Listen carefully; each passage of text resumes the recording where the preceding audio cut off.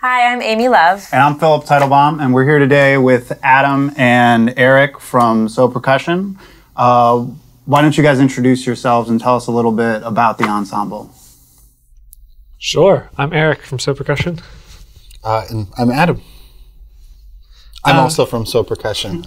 Two members of So Percussion, 50% right here. Yeah. We're a quartet. So there's two of us here now, and we are a group. And the word percussion is in our name because most of the time we play percussion instruments in what we do. I say most of the time because I don't think we feel any need to limit ourselves, to this is or isn't percussion, because over the course of our about 12 years that the band has been together, lots of different kinds of sounds and instruments have made their way into the music that we make. We're from Brooklyn, New York, and that's where we're based now. This is our second time here at, you guys say UD, right? Yeah. Second time here at UD, second time at Art Street, second time talking to Phil, which we're psyched about. Yeah, we're really, really happy to be here to talk about what we do. Excellent. Where'd the name come from? Why So Percussion, and with the particular accent mark that you guys have over it? What exactly is that called, the mark that you have over it? Do you know? I don't know. Is it diacritic? No, that's something else, isn't it? We don't know. No, we call it the line over the O. That's what we call it. It's so the name, the word comes from when the band was first being named, and you're casting around for a bunch of different ideas. Naming a band is really hard, And Jason, one of the guys who's not here, he's actually the one in the group now who founded the group originally, and all of us, the rest of us, came in at different points along the way. And his older sister is a Japanese English translator, and she lives in Japan.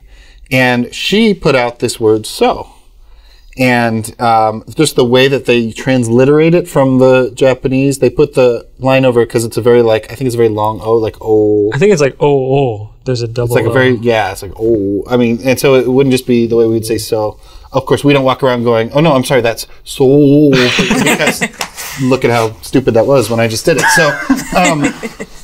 But we put the line over the O because to sort of honor that it comes from that Japanese origin, even though a lot of time people think that it means like totally percussion, like so. But that's cool. We're okay with that. But in the Japanese, I think it's related to a word that means like to offer sound or to give. Apparently, the original character for it was actually like a picture. A kind of a picture of somebody with their hands, offering something. Jason thought that was a really cool image and idea, and it turns out that it's an easy name to remember. One of the other things that was on the docket was flipping coins. That was a possibility. I don't know. I think so worked out better. I think if we were flipping coins percussion, that we would not be having this conversation right now. I'm not sure we would have ever gotten here. Who knows? What's really you guys might not have been drawn to the ensemble with a name like that. I'm not sure I would have been. But anyway, so that's kind of where that comes from. And like any name, it sort of has an original meaning, and then you use it long enough, and it just sort of becomes its own thing. Yeah, just an identity. So how did you all come to be together, like the four of you as a quartet? What was kind of the journey you took to become? Well, actually, I mean, the common thread that we all have is the Yale School of Music, where we all went to grad school.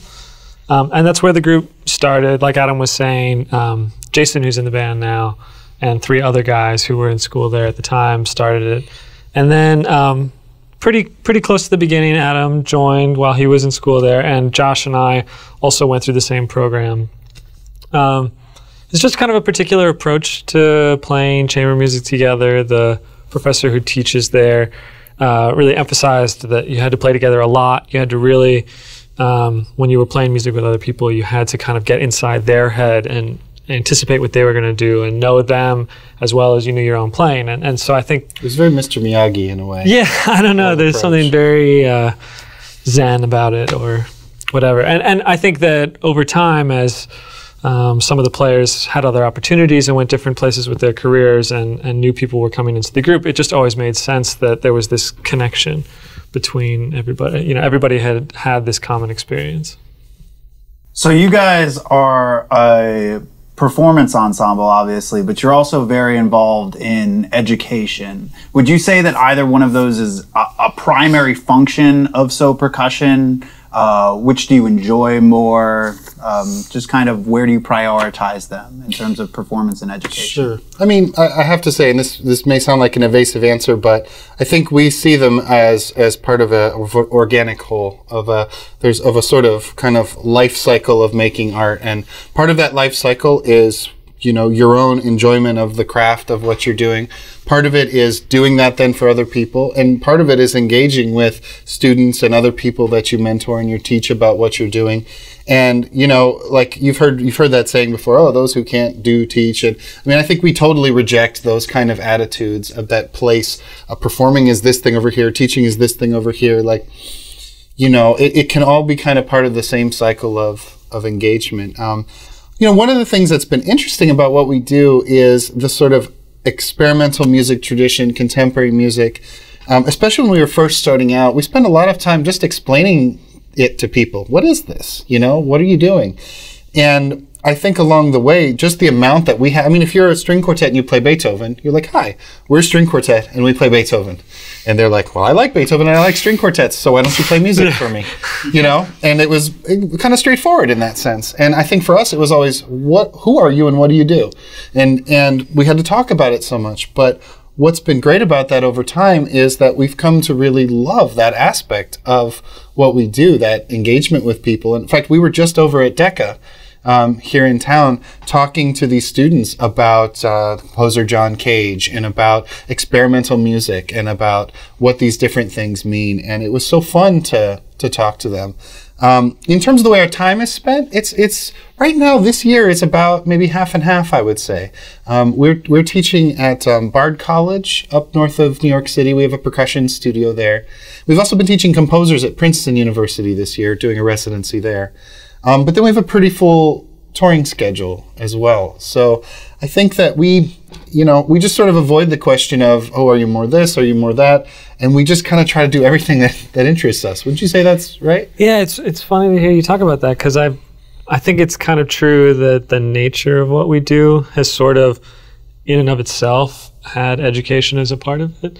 It's almost like there's very, very few people who come to see what we do and are just like, oh, that's cool, you know, they did a pretty good job there. A lot of times people want to know how we're making the sounds that we're making, or who the composer is, or what's the idea behind some of the pieces we play are very conceptual, and you need to talk about them.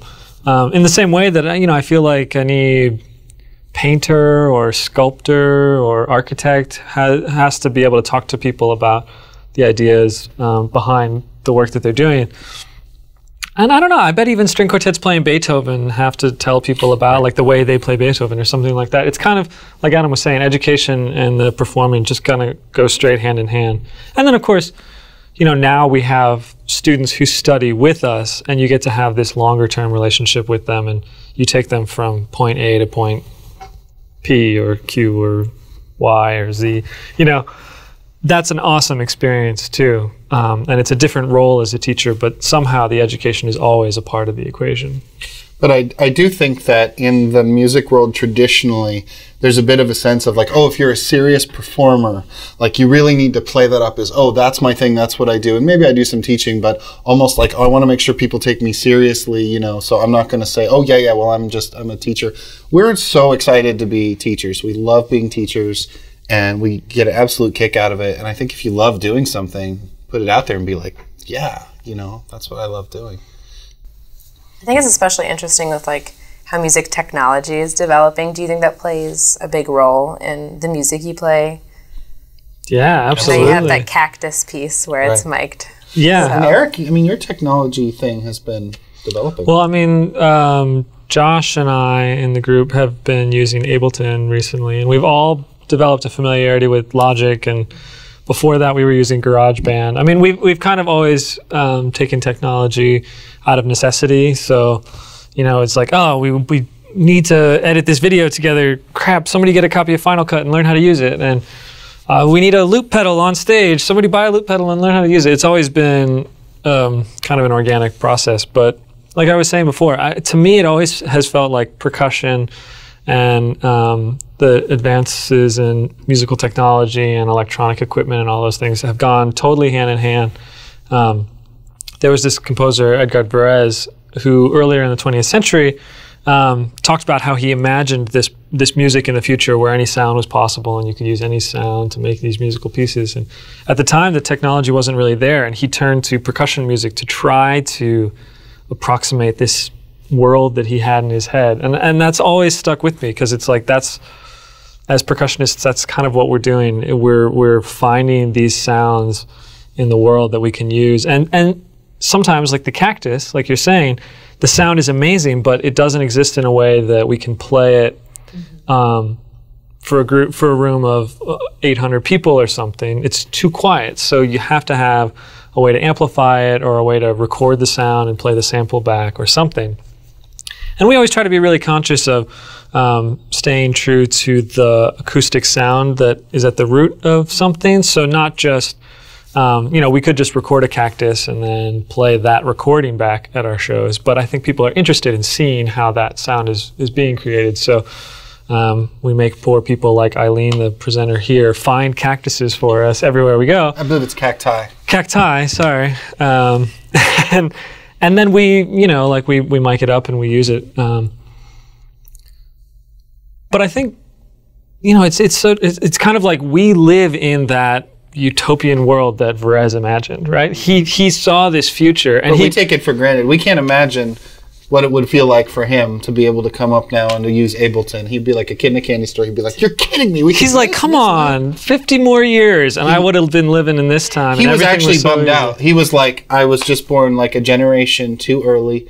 And he actually knew it. It's totally true. And these days, I mean, now that Max integrates with Ableton and all this stuff, it's like really so easy to use electronics. And I'm sure there's gonna have to be a new shift in how music is understood and how we value things because of the way that technology influences our lives. We were just sitting at the lunch table today talking about the way that Google filters your search results and how the internet has changed the way that all of us are relating to one another, the way we get our news, the way we interact with our friends and all this kind of stuff. And music's totally the same way. I mean, the music world is definitely changing, and we're at this weird gray area, crossroads, that it's going to take a while to sort everything out. But it's also really, how lucky are we that we get to be the ones here while that shift is happening. Well, I think that's all the questions we got for you. Thanks so much for coming in and talking to us. It was our pleasure. Totally great. We love Art Street. Love Art Street. Get that on the We love Art Street. That little clip.